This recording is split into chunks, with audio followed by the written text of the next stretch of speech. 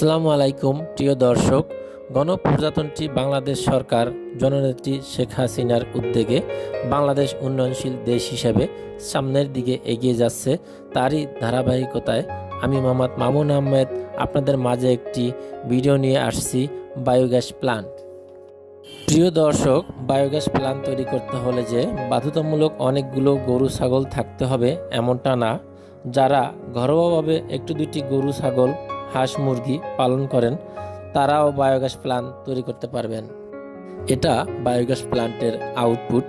Gas তৈরি হয়ে বাকি বজ্র, যেটাকে বলি জৈব সার, সেটা এখান থেকে বের হবে। এটা গ্যাস স্টক চেম্বার। গ্যাস তৈরি হয়ে এখানে মজুদ থাকবে এবং এই পাইপ দিয়ে সাপ্লাই হবে। এরপরে পাইপটা দেখা যাচ্ছে ইনপুট লাইন। এটা ডাইরেক্ট ড্রেন থেকে এসে ইনপুট হবে।